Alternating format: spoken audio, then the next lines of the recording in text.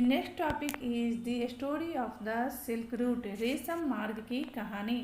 The rich glossy colors of silk as well as its smooth texture make it a highly valued fabric in most societies.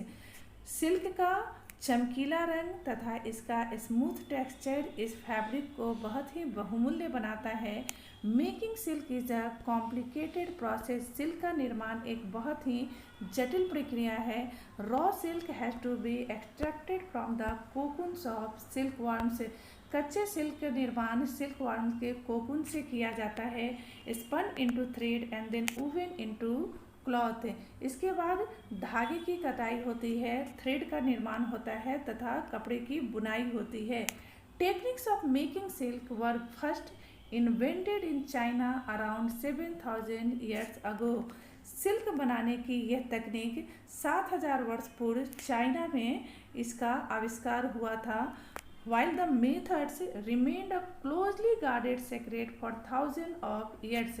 लेकिन silk बनाने की इस तकनीक को China ने लगभग 1000 वर्षों तक पूरी दुनिया से सीक्रेट या छिपा कर रखा.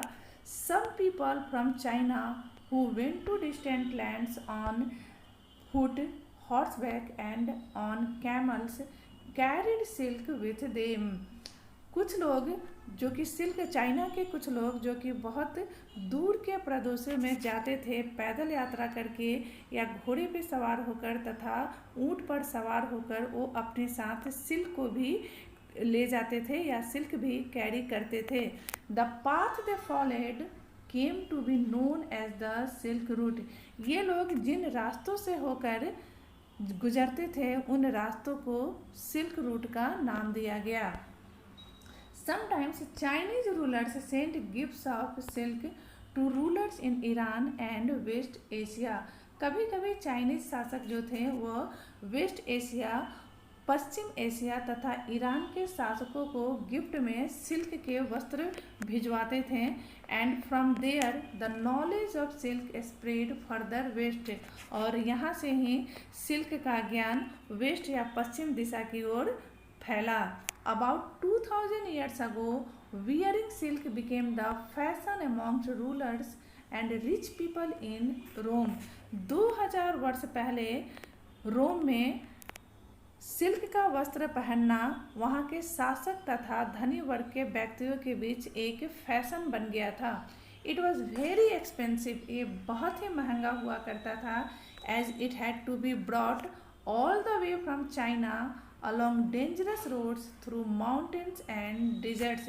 क्योंकि यह चाइना से बहुत ही दुर्गम इलाकों से जिनमें कि माउंटेन्स और डेजर्ट्स पहाड़ी तथा रेगिस्तानी इलाकों को पार कर इसे लाना पड़ता था. People living along the route often demanded payments for allowing traders to pass through. और इस रास्ते में रहने वाले लोग व्यापारियों को इन रास्तों से होकर गुजरने के लिए उनसे शुल्क का डिमांड करते थे या पेमेंट की डिमांड करते थे. Some kings tried to control large portion of the silk route. कुछ राजाओं ने सिल्क रूट के एक बहुत ही बड़े भाग पर नियंत्रण स्थापित करने की कोशिश की. This was because they could benefit from taxes, tributes and gifts that were brought by traders traveling along the route. और ऐसा करने का एक मुख्य कारण यह था कि उन्हें वहाँ से गुजरने इस सिल्क रूट से गुजरने वाले जो ट्रेडर्स थे उनसे उन्हें बहुत भारी मात्रा में कर, शुल्क तथा गिफ्ट की प्राप्ति होती थी. In return, they often protected the traders who passed through their kingdom from attacked by robbers. और इसके बदले में ये जो राजा थे उन ट्रेडर्स को या व्यापारियों को अपने राज्य से निकलने के लिए या अपने राज्य से गुजरने पर उन्हें लुटेरों से सुरक्षा प्रदान करवाते थे. The best known of the rulers who control the silk route were the Kushans. और जिन शासकों ने इस सिल्क रूट पे कंट्रोल किया था उसमें कुशान्स का नाम सबसे ऊपर है. Who ruled over central Asia and north west India around 2000 years ago. और ये कुषाण्स मध्य भारत में तथा उत्तर पश्चिम भारत में लगभग 2000 वर्ष पूर्व इन्होंने यहाँ शासन किया था। Their two major centres of power were Peshawar and Mathura. उनके सत्ता के दो प्रमुख केंद्र थे, एक पेशावर और एक मथुरा था। Here I am talking about the Kushan. यहाँ मैं कुषाण रूलर्स के बारे में बात कर रही हूँ। Takshashila was also included in their kingdom.